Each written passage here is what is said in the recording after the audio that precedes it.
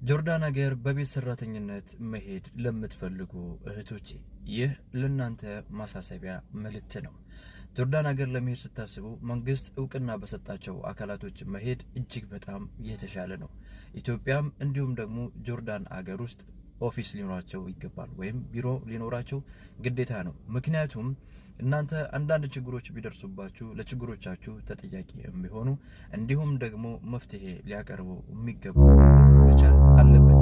ይህንን ያልኩበት ምክንያት አሁን ባለኝ መረጃ ጆርዳን ውስጥ ኢትዮጵያ ኤምባሲ እንደሌለ ነው። ስለዚህ የእናንተ ጉዳይ የሚመለከተው አካል ያስፈልጋል።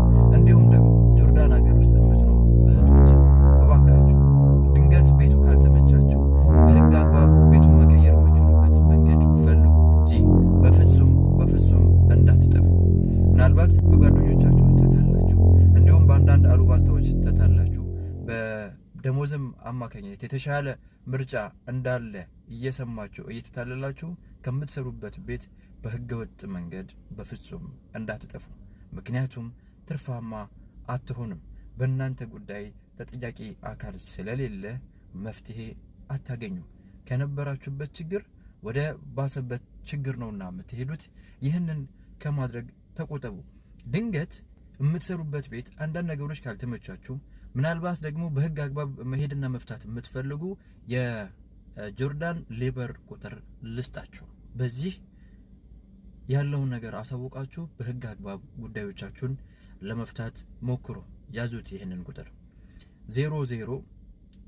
009627 97 61 3220 0096 27 97 61 32 20 ይህ የጆርዳን ሌበር ኦፊስ ቁጥር ነው ማለት ነው። እንዲሁም በተጨማሪ ፓስፖርታችሁን ማደስ ብትፈልጉ፣ አንዳንድ ጥያቄዎችንም ደግሞ መጠየቅ ብትፈልጉ